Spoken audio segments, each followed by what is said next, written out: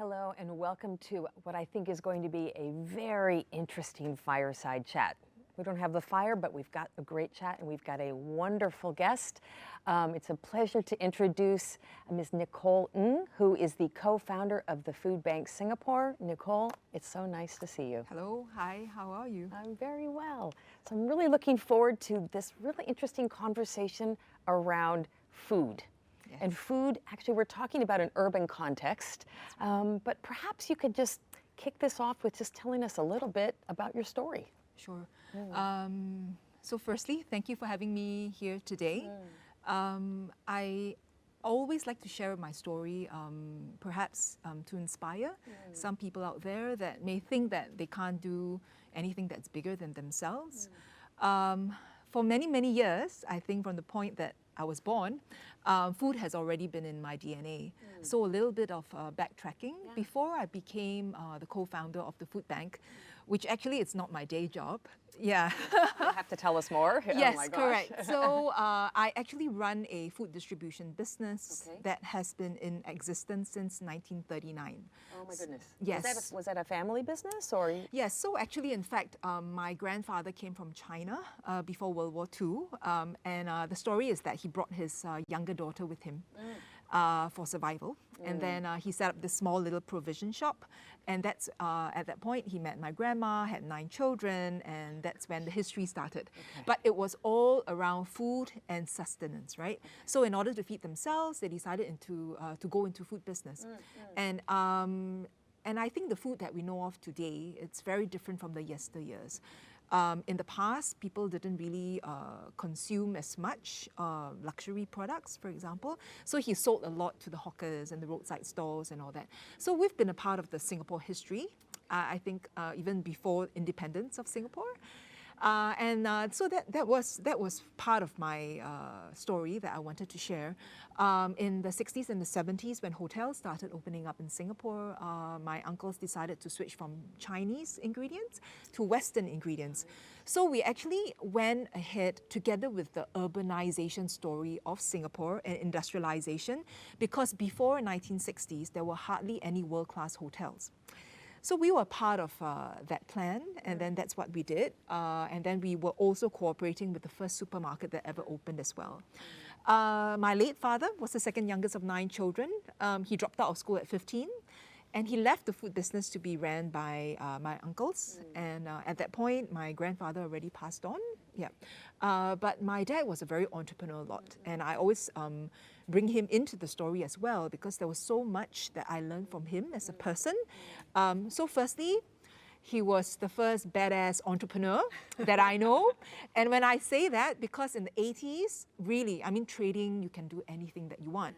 So he was trading anything from alcohol, cigarettes, you know, we had a seafood trawling business in Cape Town. And then we were dealing with chocolates, you know, with the Swiss. And then we had more than 25 offices all around the world. And then basically we even did movie making. We were in film. And actually, one of the films that we made actually had a lot of cooking in it as well. It was a Hong Kong production. Food, yeah. And so, you know, there was whole spectrum. And then my dad became quite a big businessman in his own right. And then in the 90s, basically our turnover was about 250 million US dollars, which in today's value would be about $1 billion. Yeah. And I have to share this because we are right smack in the middle of a pandemic right now. Very unusual times. I think for the younger ones, it may seem really, really daunting. In 97, our family basically lost it all. Yeah, so from the pinnacle, so I had a very comfortable upbringing, not spoiled, but comfortable. And then in 97, I was there when the banks came to seize the house. So basically, that was the year, my first year of university really. And then the banks came, I have 30 minutes, I pack whatever I want, and then the rest, whatever's in the house, it's the banks. So it's I don't know how my dad did it, but it was a fall from grace. But the thankful part that I had was that he managed to ring fence my grandfather's business. But compared to everything else, that was a very, very tiny business. It was like $5 million. And that was the provision shop. That was the provision shop, the food distribution, the food service business. So we were serving hotels, we were serving the restaurants. It became as a retirement project for my uncles. Yeah, and then the other thing that I always don't really talk about, or very few people, if they see me and they said, you know, she cannot be as maternal. I've got 4 kids. So my youngest one is 10 months. My eldest is coming to 8 years old, right?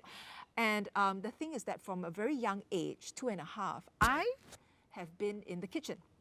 So cooking for me has been a part of my DNA. And I was, you know, always beside my maternal grandma.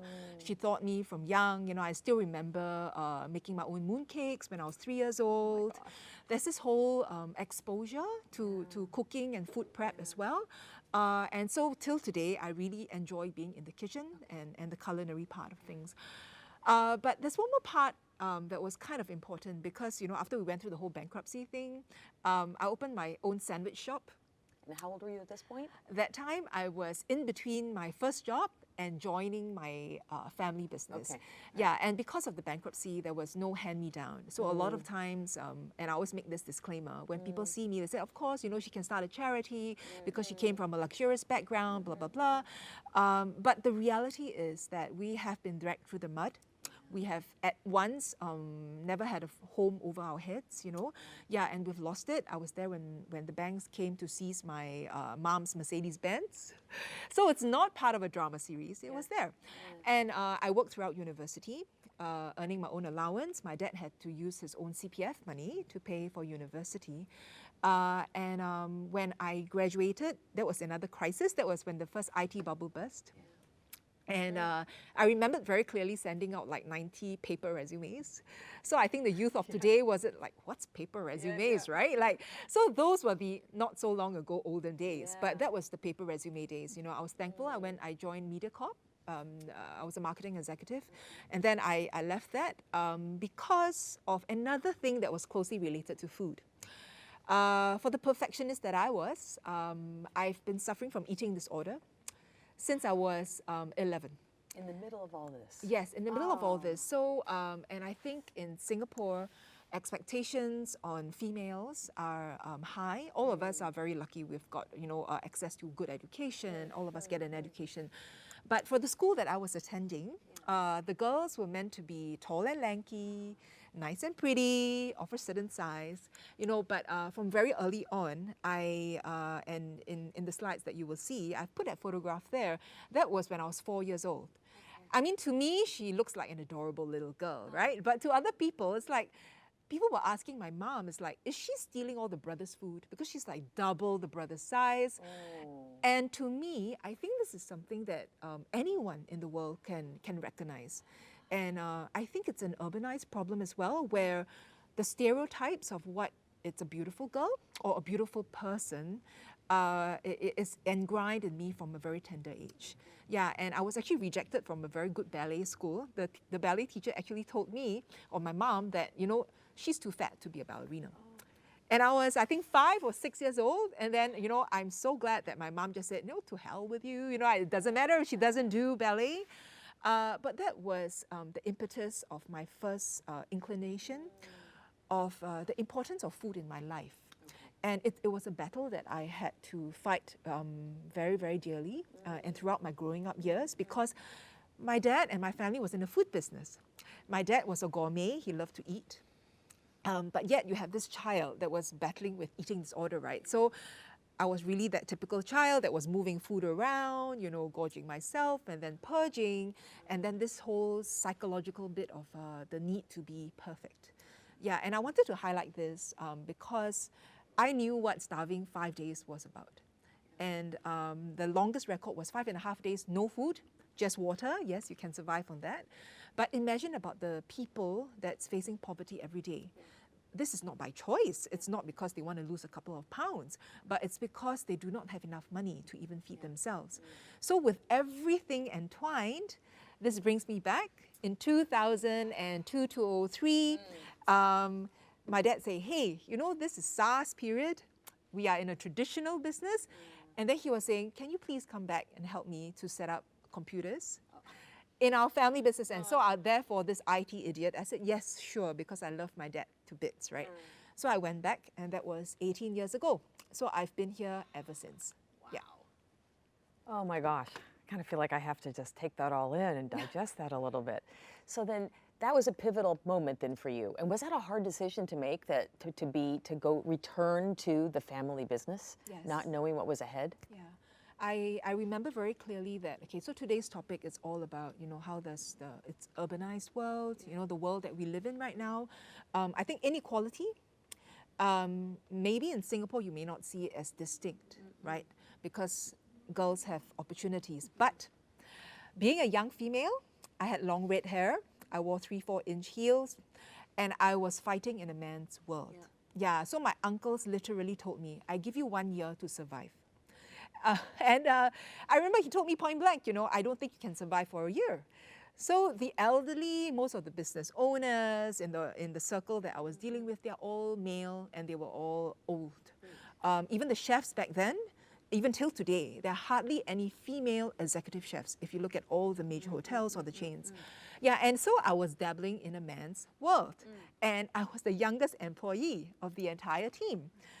And so it took a lot to win people's respect and to show them that I wasn't just a young punk coming in. And on this note, I had to take up all the leadership skills that I have. And despite the way I look today, I was someone that was really quite by the books.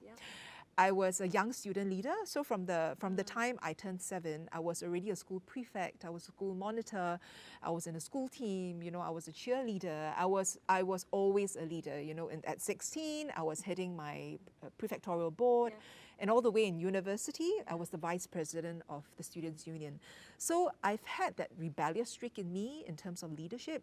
So I thought myself, I am going to lead my family business out of this rut. And because of everything that my dad went through, he was already suffering from a heart condition. And so basically he was really weakened from it. And I think mentally, from all the strain and the stresses, which was another point that I really wanted to share, because stress is something that is very real in the urban world, right? So till today, I don't know how my dad did it, but it's a complete fall from grace when everyone just alienates you because you lost everything. The only thing that he could fall back on was really family and his love for food. Yeah. Okay, so you've got an amazing family story. You're a young adult. You're coming back into the family fold and the family business, and you can see that there's challenges and opportunities. So what were the first things that you did? Okay, so firstly, I must say, for any of you viewing this, finding your way in the world, please do not feel disappointed if you have just lost a job or you've lost an opportunity or whatever it is. You have to seize every single opportunity that comes your way. So 2 years. Hear this? Seize every opportunity. They may seem nonsensical, but they're not. Yes, and they correct. build strength and resilience, right? Exactly. Take the opportunity to really get your hands dirty, dig into the sand, dig into the soil, whatever it is. 2 years into joining the family business, an opportunity opened up. So it was the first time, due to the SARS epidemic back then, a lot of the hotels were looking to streamline the suppliers, the number of suppliers, to be more efficient, to have less touch points, for safety and all that. So whatever that we're facing right now is not something completely new. We've been through that before in Asia. And so I have to say, at that point, they wanted, like the Raffles Hotel, they wanted to reduce 135 suppliers to 11. So what happened was, yes, you have a bigger piece of the pie, but that conversation or that opportunity actually, because our company was one of the companies that got appointed, it opened up an opportunity for me to get to know 2 American consultants who said, hey, Nichol, do you know that you are actually not a wholesaler or a distributor? You are literally a food service player, which is a noun that's actually known to maybe the western parts of the world. So in the US, you've got people like Cisco Foods, American Food Service, in Europe and all that, in Australia as well. But in Asia, food service is not a well-known term. And so these 2 American consultants, they said, write to Cisco Foods, ask them to grant you a visit. And so I wrote a letter and I sent out by snail mail. And guess what? they actually granted me a visit.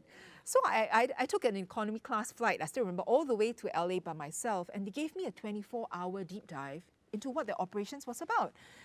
They didn't have to. They don't know who I was and whatever, but they just opened their hearts. They gave me a sales training. They gave me the logistics training. They took me to their finance department. And you have to remember, this was in 2004. And so that got me so fired up because someone was willing to open up. And I still remember that, you know, we were this small little company, and that time, Cisco Foods was already $32 billion listed company. So I learned from there, and I said, hey, I'm going to make our company a world-class food service player for the whole of Asia.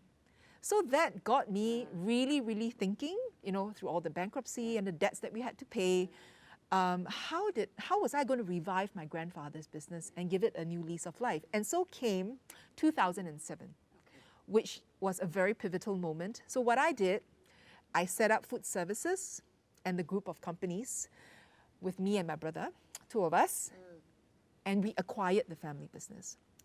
So what I did was I took an 80-year-old, 70-year-old, 80-year-old, very famous, traditional, Chinese-sounding business that everybody in the business knew who we were. And I started from ground zero because it was a startup, right? We bought over everything, arm's length. I paid the money through the months. It was a very daring move. So everyone was saying that, hey, you know, we are a historical company. We've got the heritage. All the hotels knew us.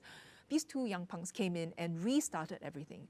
But it was the best decision ever. Zero bank financing, nothing.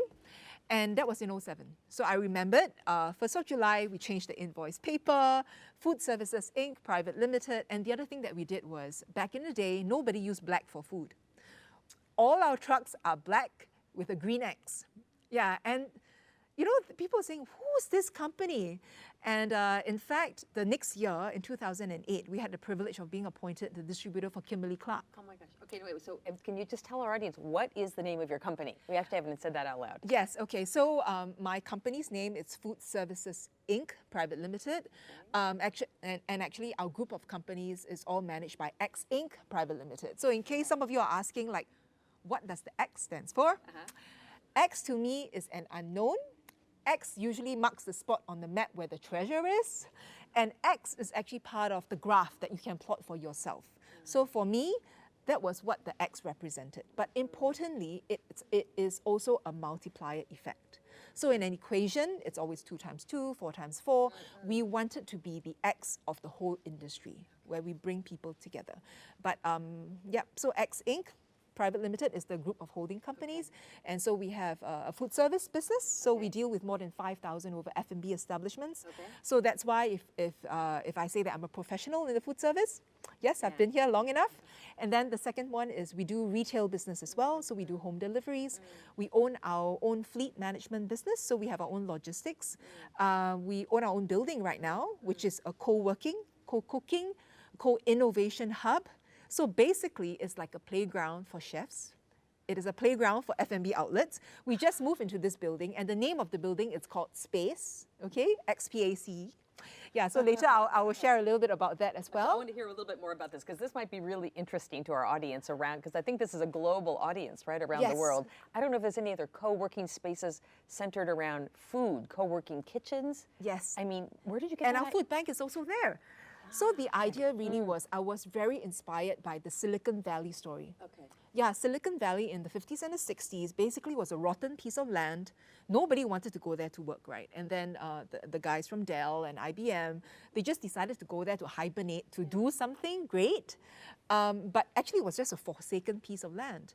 But the thing about Silicon Valley is they managed to build camaraderie between all of them. And they enabled each other to be successful because they shared.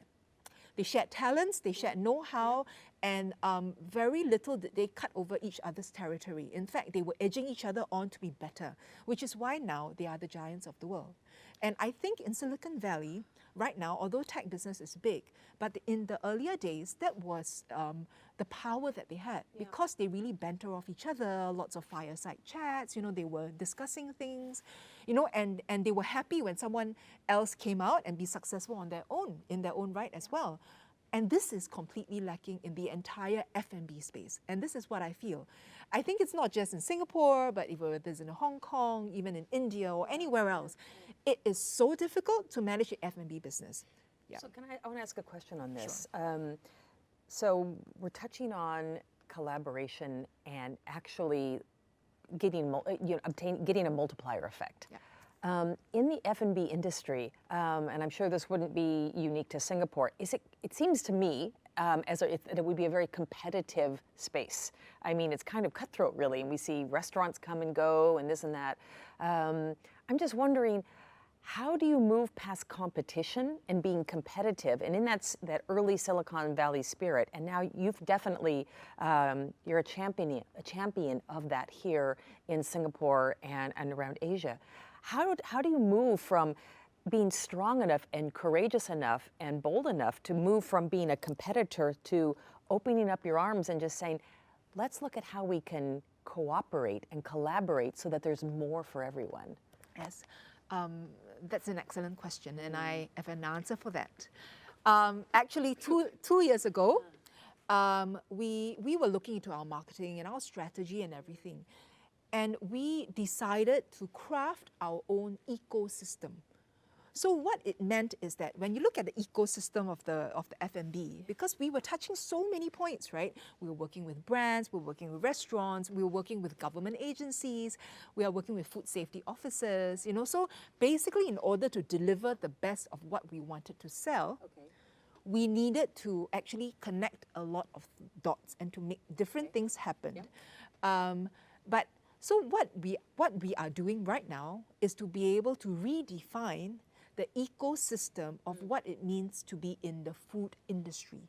Yeah, and this is a very big difference because we are taking ourselves out of just being a distributor. Usually it's at the tail end.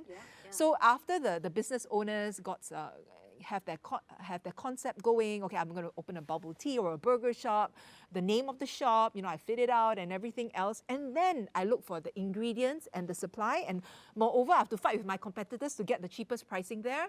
So now, being a part of the ecosystem, if it's food safety, for example, or if it's crafting, how do you fit out a shop economically, for example, and sustainably, which I will touch on later, it puts me at the top of the supply chain. Because as you work out the concept, so we have a marketing team as well that helps customers to look at menu creation, you know, or they will come to us and ask, so how do I get my napkins printed with my logo, for example? So when you have that, the customers are more likely to approach you first, because from the moment that they have secured the shop, for example, they need to come to you to ask you for certain advice, you know, or to connect. But if you're just a pure distributor of a certain segment of products, you'll always be the last to know. Because you are just there maybe a week before, the shop opens when they need the French fries, for example. But I didn't want to be there. I want to be a part of the planning process because I think there's so much more that we can give and there's so much services that we can provide and maybe advice and knowledge that we can share. And the other thing, no offense to any F&B players, but a lot of people feel that it's very easy to be the next Starbucks. It's very easy to be the next Burger King or whatever else without understanding the difficult path that all these brands have already gone through.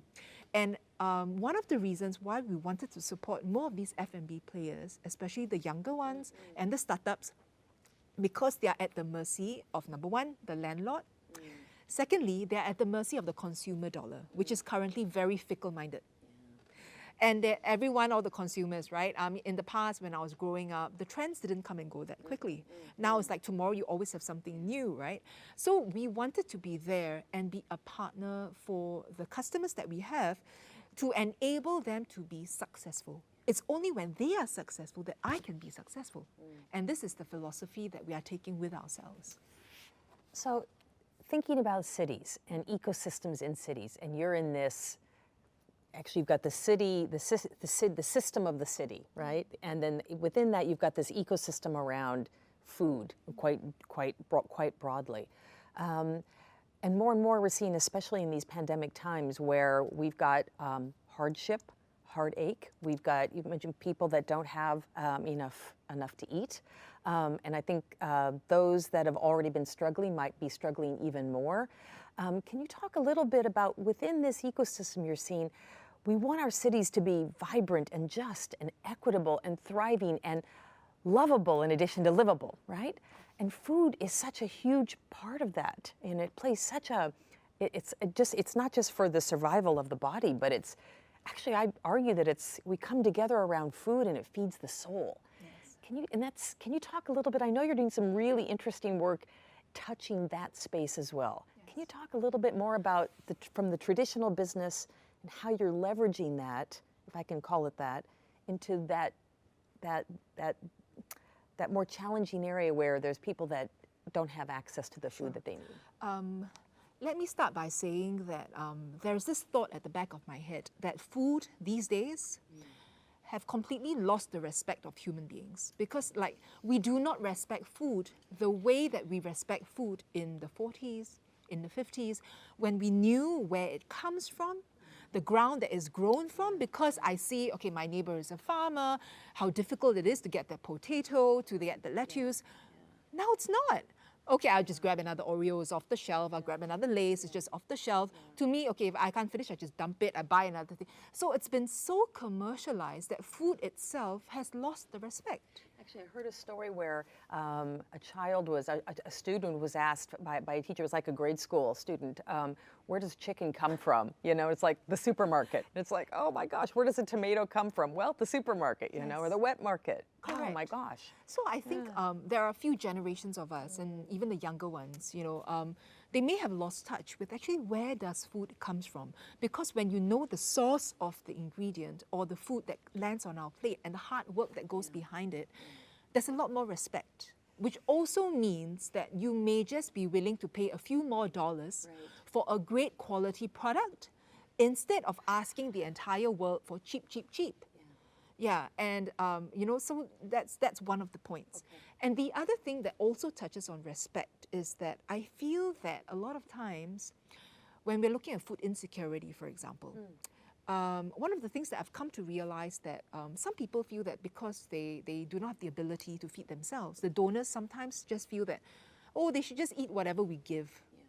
But that's not true, right? Especially for a first world country like Singapore, where our standard of living is of a certain standard. And even the people that's on the receiving end, they want to feel respected. My views, my palates, because like you rightfully mentioned just now, that food is very subjective. All of us eat food for different reasons, right?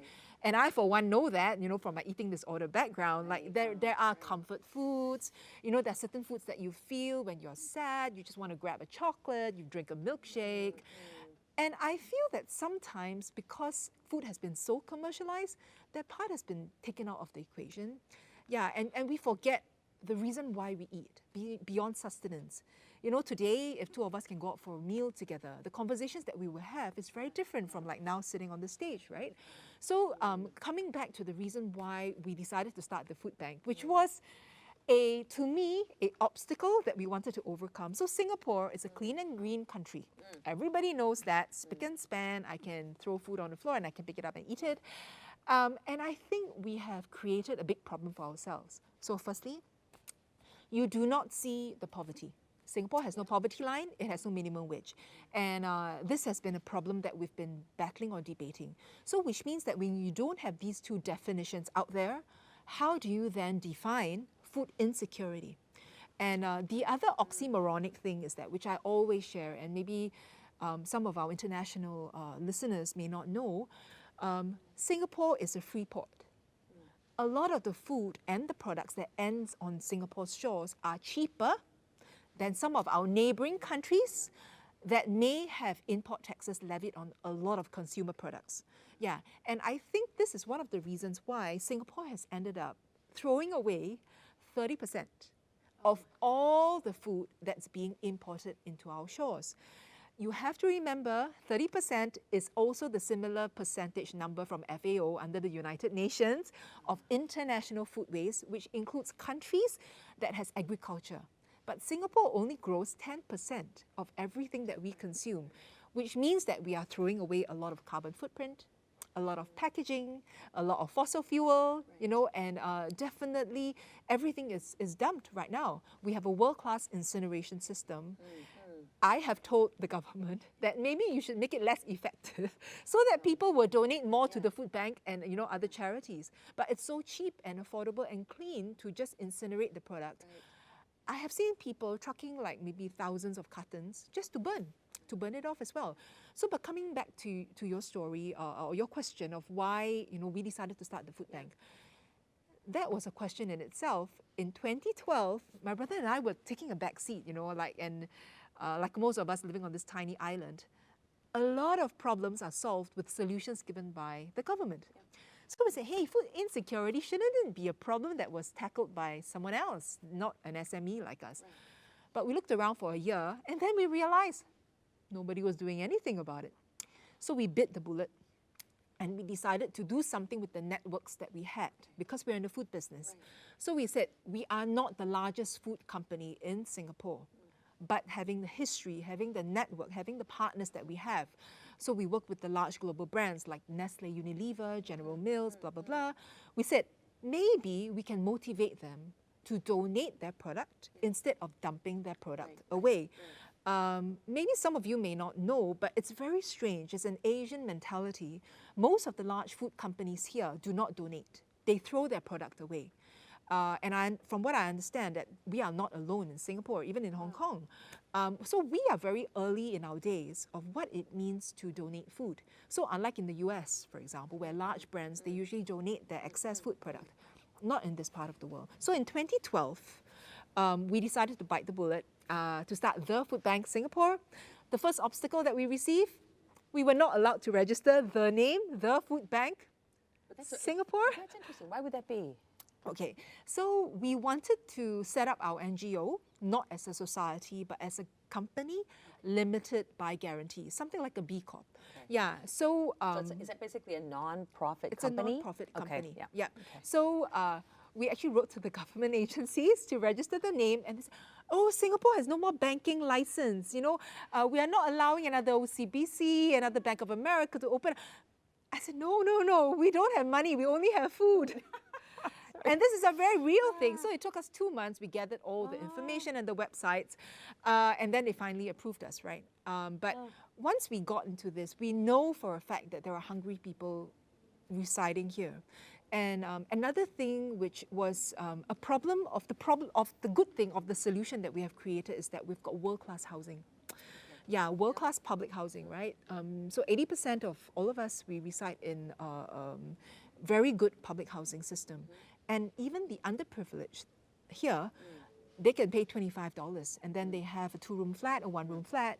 So everyone is hidden behind closed doors. Poverty, it's not something that you see. There's hardly any homelessness. And so therefore, I've got tons of corporates, even locals that are in the corporates, they say, are you sure there are hungry people? Are you sure there are poor people in Singapore? So in the first year in 2012, it was such a difficult time, even convincing people that indeed there was this problem. And the other problem that we were facing is people are saying, are you sure there's rubbish in Singapore? I don't see any rubbish. It's a very tidy it's a very tidy place. So are you sure there's food waste? So we realized that in order to be on this mission and this movement to get rid of food waste and to feed the people in need, we had to be controversial. And so that's what we did. We were this tiny little company going out, stepping on all the government agencies' toes till today, pushing the boundaries in order to get to our mission. And in fact, now it's 8 years on, not a day of regret. So you figured out how far to push, but not push to the point where collaboration isn't possible anymore because nobody wants to work with you. Correct. How did you find that?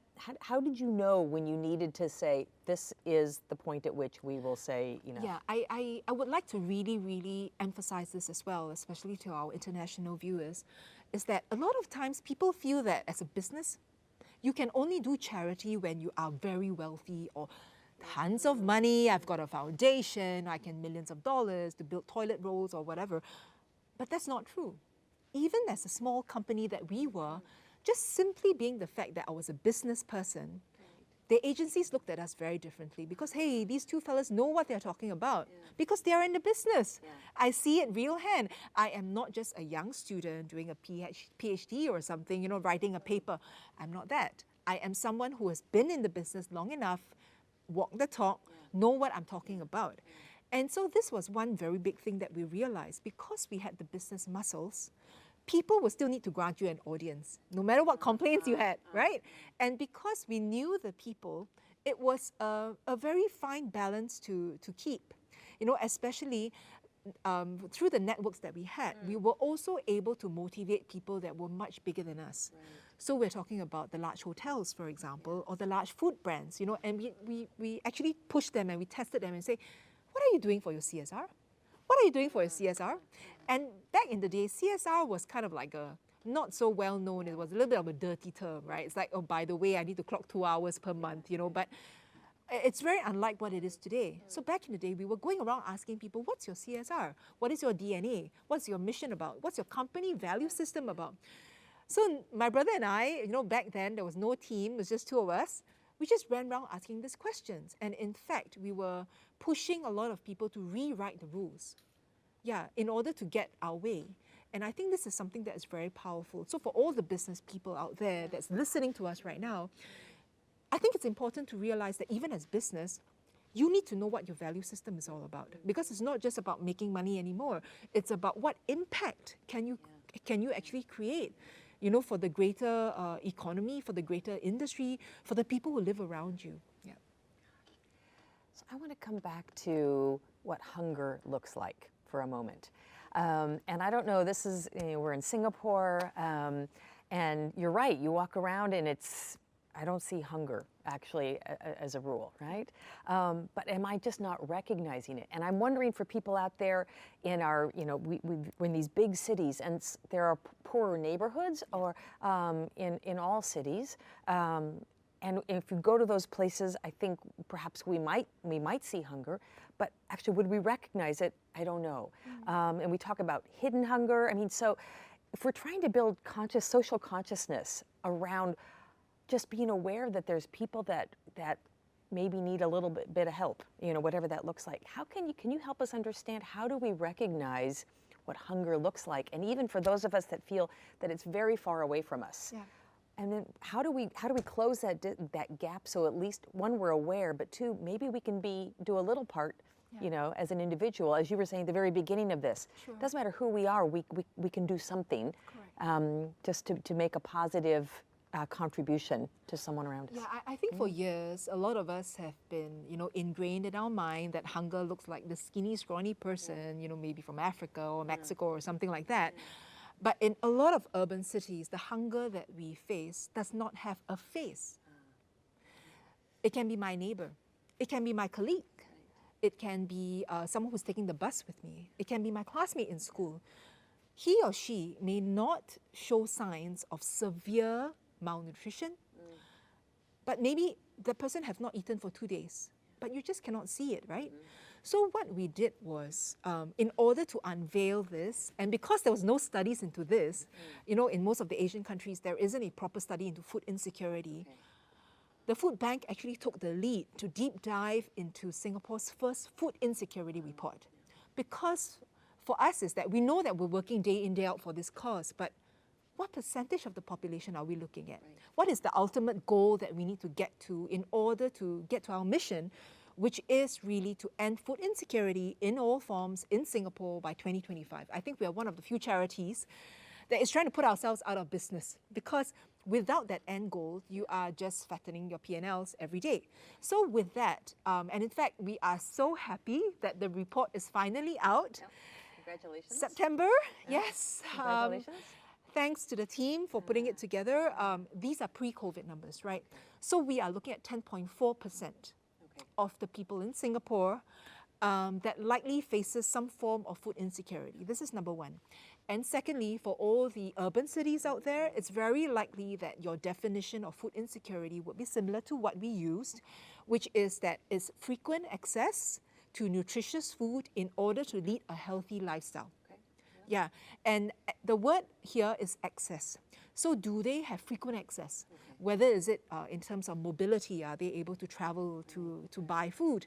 Or do they have enough money to buy food? Do they have the ability or the know-how to gain access to where the food aid is? And to our surprise, the other thing also is, although Singapore has such a great infrastructure with so many charities, there are 70% of the interviewed people that do not know where to get food aid, which to us was very surprising. It means that there is still a gap in the market.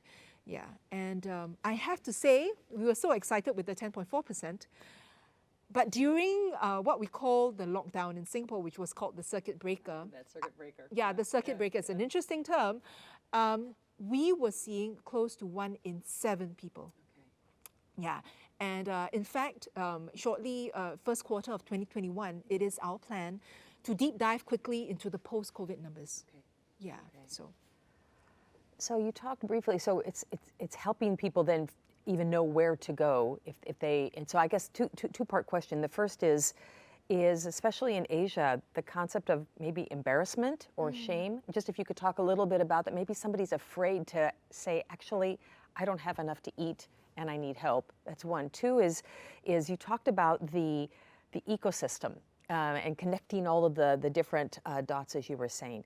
And if I think about Singapore, we're blessed because we're an island, so it's a small space, but still it's a complex. It's a city. It's an urban. So it's very complex.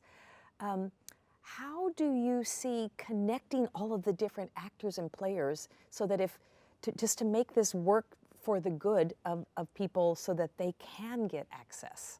I guess there's a gap there, right? So. Sure. Okay. So firstly, yes, in Asia, I think we are not alone in this, and it's not just a Singaporean problem, but a lot of times in Asia, people are quite shameful to step up to say that, yes, I have problem leading my life. I do not have enough money for my daily essentials. And so I think this causes them, that shame actually stops them from stepping up to get help. But I have to say, and I respect quite a big bunch of these people as well, they always feel that the circumstances that I am in is not as severe as someone else's. So, if you have money, if you have food, why don't you give it to someone else that may be more in need, So, but I think for whoever who's listening in right now, if you feel that you require help, I think it's really, really essential for you to step up and then to reach out for the help. And then when you really can get on your own 2 feet, then you can help others in need. Yeah. What if I don't need the help, but I suspect my neighbor does? Yes. What do I do? Yeah, so in Singapore, in any global context, right, like we are part of the Global Food Banking Network, so we're part of the big food bank family. I know for sure that food banks globally, we work with many agencies on the ground. So just in Singapore alone, we work with 360 other charity organizations. Oh my gosh. Yes, and so it can be your big boys like even the Red Cross and the Salvation Armies, as long as they have a food program. Walk into somewhere, look for a social worker and say that I have not eaten or my child has been starving, I need milk powder, I need a beverage, I need a bread or something like that. And usually nobody will turn you away. And then the other thing is, if you are not able to cook, for example, ask someone for a hot meal instead.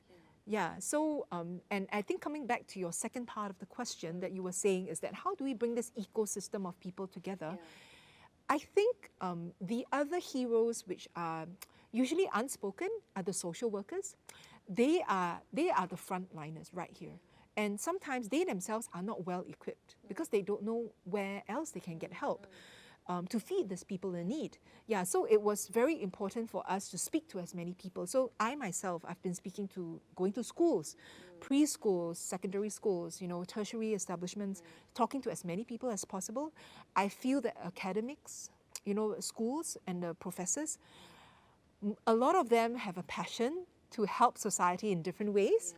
And I really felt that by working with a lot of the universities, for example, have helped us to create a lot more awareness simply because the younger generation, they are deeply passionate about solving some of the world's issues. And so we want to take that power, embrace it, and make the food bank creative, exciting, funky for anybody that want to embrace as well. It's not a sob story that we sell, but it is about what exciting solution can you provide? Yeah.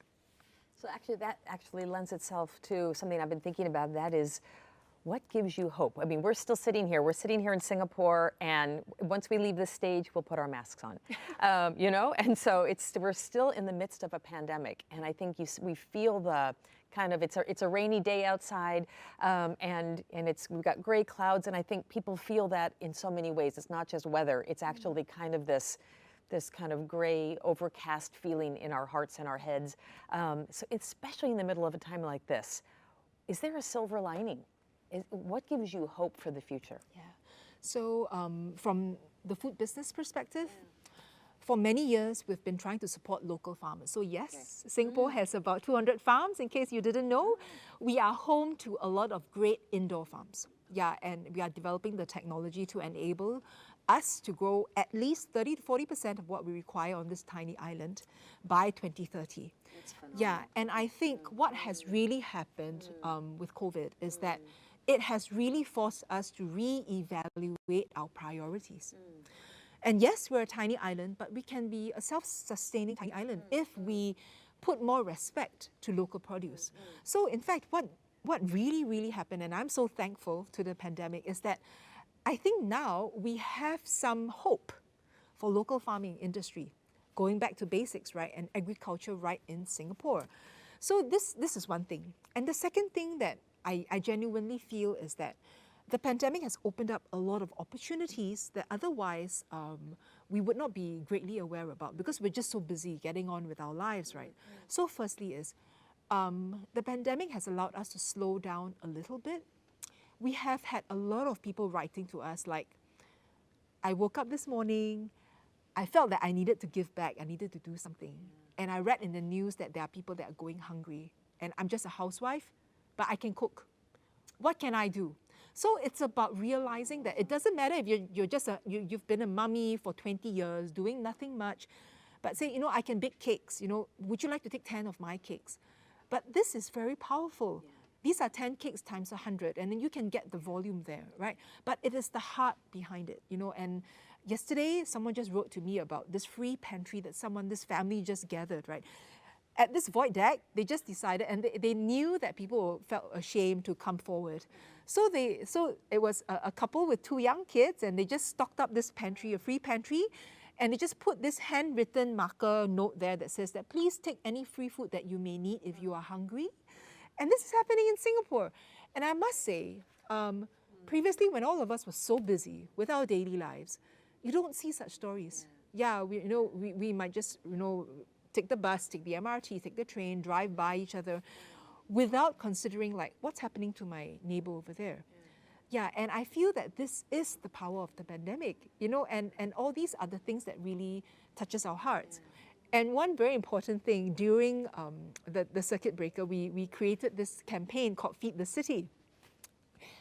And I wanted to re-emphasize this project because as a business owner myself, I knew that the F&B players were really suffering during this time. Like all around the world, many F&B players were really suffering. So I thought, what can I do to help the F&B players that likely are also hiring a lot of the lowest rungs people that's also affected? So if we don't help the F&B players, likely they'll be out of a job. So what we did was we gathered donations. We actually paid F&B outlets, cooked meals at a fixed price, and we took those meals and we fed it to the people in need. It was a humble target of 10,000 meals over 7 weeks that we wanted to give. But between the months of May and August, we actually gave out 1 million meals. Oh my gosh. Yeah, and some people will be shocked amazing. in That touches my Singapore. heart. Yeah, so we actually gave out 1 million meals. And the best part was through our door-to-door conversations, we actually saw mummies and daddies crying in front of us. They said, thank you for this hot packet of meal. And the second thing that really, really touched our hearts, and going back to the very first point that I mentioned about respect, is that for once, they felt that they were respected because the type of food that we gave them was of restaurant standard. A lot of times, some people may just for saving costs or whatever, $2, $3 or whatever, they get a substandard packet of meal that's usually cold, tasteless, bland. So for them to receive a packet of fish and chips, for example, the kids were so happy. You know, they've never eaten fish and chips in their lives, right? And so at the food bank, one of the missions is also to spread joy, which is important because we've gotten backlash before, right, for giving chocolates to the elderly or giving chocolates to the kids. But I asked the people that were giving us all this backlash, right? Don't you eat a Snickers bar from time to time? Don't you eat some M&Ms from time to time, right? Because just to make yourself feel happy, or you know, like after a workout or something, you just want to feel good. And so by giving these kids the opportunity to indulge a little bit every day, it actually elevates their emotional well-being, which I feel is very important in the time of life that we are right now, because everyone has got to feel better about themselves in order to be optimistic about what 2021 will bring. Yeah. Touches my heart. Take a breath. I actually want to go back to what you were talking about urban farming in Singapore, because actually some may be really surprised to hear that, because this is a really, really dense place. I think, you know, I think hardship and challenges are exactly, challenging times are the opportunities where we see social innovation in general, but we're talking about innovation for society, things that can improve the lives of people. So what else do you see in this kind of interesting food ecosystem that you've talked about? What are some innovations that you're seeing that have the potential for really societal benefit? Yeah, so I'm embarking on a very exciting project. It might be one of the world's first to be a circular economy fit-out program that we're doing. So a lot of the restaurants, exhibitions, we are basically not sustainable. Okay, wait, so yeah. A circular economy fit-out program. Yeah. Fit-out program. Yes. Okay, you're gonna have to talk us through that. Okay, so basically most restaurants, most cafes, when you fit out the cafes, you are not able to reuse a lot of the parts, or even in exhibitions as well. So now, because we're so closely knit to the F&B players, we are actually challenging them. What if you can make all this sustainable? In the sense that the materials that you use, number one. Secondly, the designers that we're working with are planning to be able to reuse all the boards, all the different parts. And thirdly, we are actually working with one of the world's first fabricators of materials that's made of food. That means it's like your beer kernels or whatever, and then it goes inside this board that can become a soundboard, it can be your backboard. And the best thing is, at the end of the day, after your restaurant is up, at the end of the shelf life, you can tear down the boards and grind them down and fabricate it to something else. So they've been putting in not just food ingredients, but even jeans ingredients and all that kind of thing. So you get a multitude of colors, but everything sustainable and everything recyclable. And what we wanted to do was be able to do pop-up shops very easily, so that for startups especially, if they want to pop up over here, and then if the concept doesn't quite work, you know, in this fickle-minded world, we are able to tear it down and then maybe fit it out somewhere else. And the important thing now is I can flatten your shop and ship it to somewhere else. Maybe I want to open up in Vietnam. Why can't I just collapse the shop in Singapore and ship it over to Vietnam? Or I have an exhibition in China, I can just collapse it and then ship it somewhere else. It makes this shop 100% rotatable globally. You don't just have to tear down and throw away. So we wanted to come up with this fit-out project. And we are actually going to test it out right smack in Orchard Road. So if any of you... Orchard Road is the shopping district in Singapore. Yes. So any of you who may be visiting Singapore next year, so look out for it. We think that we are going to create something really spectacular right smack in the center. But that's one of the projects that we're doing. And with this, it brings different eco players together. So I wanted to also mention that the designer company that we're working with is actually in the airport fit-out business.